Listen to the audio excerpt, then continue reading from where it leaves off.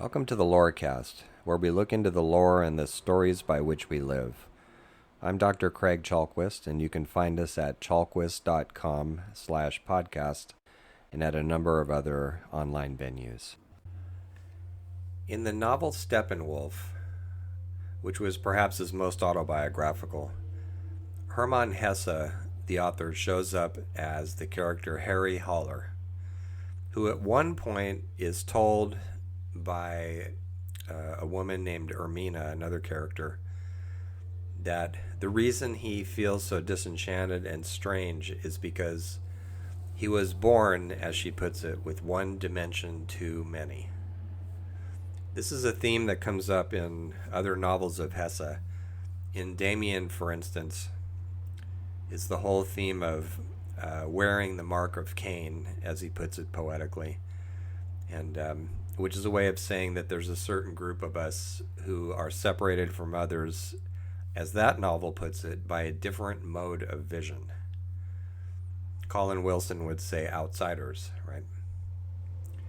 And this isn't a group of people who belong to any particular class, and certainly not race. You can find us in any population. It's those of us who are different because we don't really accept that things on the surface are the way they really are. We look a little bit deeper. So I'm mentioning this came up in a conversation recently with a colleague of mine. I'm mentioning this because I want to continue the rant I did way back in episode 23, which was called Against Friendly Technology. And maybe not so much of a rant this time, but I wanted to pick up the theme of how strange our technological life often feels to those of us who are a little bit to one side, who see things a little bit differently. And part of the strangeness, part of the surreality, is that other people seem to accept it. So although I'm getting older, I don't think this is necessarily a generational thing, although it's sometimes made out to be. So I want to give you some everyday examples of technological strangeness. So this time it's how we use the tech rather than how it's designed that I want to focus on. And I'm not going to borrow huge examples of this. For instance, the malware and the attacks on infrastructure through taking it hostage, basically. Stuff like that. Things we all can agree that shouldn't be happening, right? Although from an outsider point of view, it is strange, at least to me, that the internet was set up so people could use it anonymously. It seems like a second or two of reflection or even imagination would have suggested the risk of opening the door to what I think of as everyday psychopathy. The everyday psychopath who seems fine to everyone else, but he goes into his bedroom, and it's often a he, goes into his bedroom and starts insulting and flaming and digitally punching people just out of sheer perversity. And no doubt these people are deeply unhappy and they suffer from this or that. But who thought it was a good idea to allow this? Nobody thought about it at the beginning, I'm sure. So now we all have to put up with it. So I want to start with something pretty small. These are all kind of small, actually. They're just everyday irritants, but I just got an email from another colleague from the school that I do some teaching at, one of them, and it said, "This is a gentle reminder that blah, blah, blah, blah, blah, blah, blah." And then a couple of days before, I got one that was a friendly reminder. And it got me wondering, are we so scared of each other that we don't just say, "I'm reminding you I need this," right? I don't know, I think I'm part Klingon. I would much rather somebody just says, "Here's a reminder of this stuff that I'm now having to chase after you for," right? Or "Don't forget to do this." I wouldn't be insulted if it was direct. That would be just fine with me. I think actually it would be kind of funny. If any one of you out there programs one of these, please let me know about it so I can buy it from you. But I'd like to have reminders, digital reminders that are Klingon voices. "You fool! Don't you consult your own calendar, you stupid topa?" I think that'd be hilarious. So I want one of those. And if cars have to talk to me, then put it in my car too. So there's the bizarreness of some of our communications through email. And speaking of which, of course, is the ever irritating phenomenon of reply all. The people who don't have enough training to realize that they shouldn't be punching reply all every time and telling thousands of people, thank you, or whatever it is that none of the rest of us need to hear. They remind me of the people who drive in the slow lane all the way over on the left on California freeways.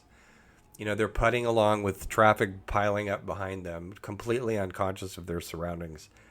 And in the case of the reply all people, I think maybe it's a matter of training. I think it's more like that. Whereas the slow driver and the fast lane people, when they're 40 or 50, I don't think it's a training issue anymore. I think it's passive aggression that's unconscious. It's understandable if you make mistakes because you're new at something. But if you've been out on that freeway any length of time at all, you know that you're annoying people, right? At least at some level. So, speaking of annoyances, here's a fun one that I dealt with recently. So, uh, although I know better, and I should be buying my groceries elsewhere. I get lazy sometimes, or it's not lazy. I'm just really busy, and I go down to the Vons early in the morning after I work out and buy some groceries. And so what they did recently, completely unannounced, is that they don't open the check stands till 7:30. So people like me, we have a lot of stuff to do during the day, so I'm liable to show up at 6 or 6:30, sometimes 7, like this morning. But they don't open the check stands till 7:30. They now use the scanners, the automatic checkout, right?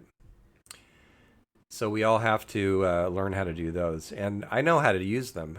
I've used them a bunch of times, but the thing is, it almost never fails that when I buy something like vegetables in a bag, and you hit the button to look up which one, and then you weigh them and all that, right? Works great for some of them, but there are certain ones it never works, and I always have to have somebody come over, and there's people waiting for them. That's the thing about these big grocery stores. You go at 6:30 in the morning, you still wait in line. They're still understaffed, right? So if I have to have a human being come over and help me, what good is the damn thing, right? And really, it's just part of, as many people have commented, it's just part of this whole tendency toward ignoring the customer and being more and more distant, more and more impersonal. I used the example of phone trees in my original rant where you just get lost in them forever. I've been trying to contact Amazon for a week because I sell books from them, and I can't get into my own bookseller's account.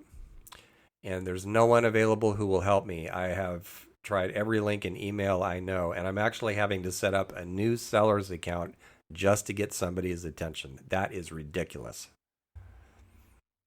So it just is a reflection, I think, of our overall state of alienation from each other, and it's taking the form of this and of other irritants because technology amplifies everything that it touches, right? General rule of technology: if there's something about humans that is underemphasized, technology will emphasize it for you. It'll amplify it and make it 10 times bigger than it is normally. Here's another example. In the past, when you were using something technological, let's say a computer, and it wasn't working right, and you actually could get technical support. Some companies are doing better at that. I should acknowledge that. But usually it was a one-on-one thing where, you if you had to show up in person, you would, and maybe you'd stand in line for a little bit. But eventually we're dealing with just one person. So what's happening now is you look up a solution online um, to some problem that you're having, with email or software or whatever it is. And you go to these postings where there's 10 million people in front of you who go, I have the same problem. And you'll never find the solution because so many people are choosing to ventilate their frustration by posting something completely nonsensical to acknowledge that they're part of the same group of everybody else who's frustrated. Now, there are websites who, fortunately, are starting to counter this by the obvious expedient of putting the solution up front. So you go to the original problem and then it says answer here, which saves all of us a lot of labor, right? So I'm grateful for that.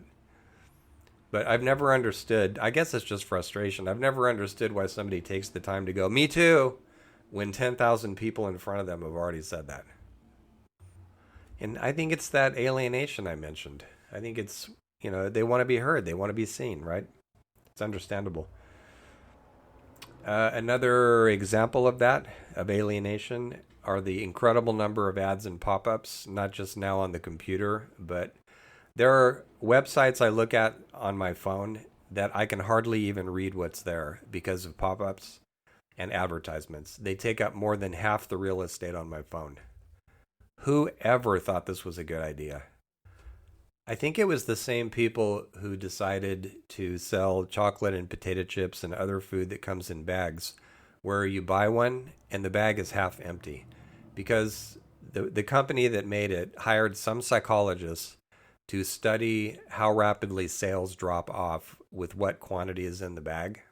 So, of course, we wouldn't want to give people the full worth of their money and fill the bag.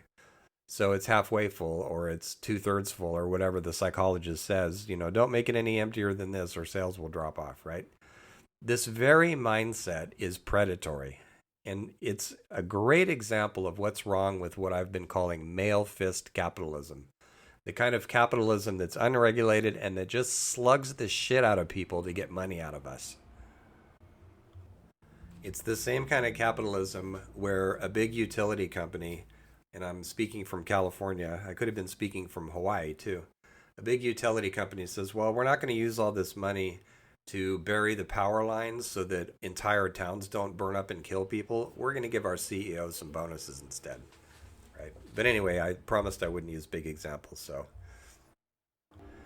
years ago, I tried out online dating during a time between relationships, and some friends had recommended it, and I had an unsatisfying experience with it, mainly because it was pretty new in those days, and I took some trouble to make a nice profile, and I was honest about it, and some women showed up who had some questions, but what they tended to be was, how tall are you? How much money do you make? And what's your favorite sports team? To which my answers were 5'10", enough, and none of them. Never been a spectator sports guy. So that was enough of that. And so then some years went by and I decided to give it another try because it has grown in complexity and I have friends who met each other and are now in long-term relationships.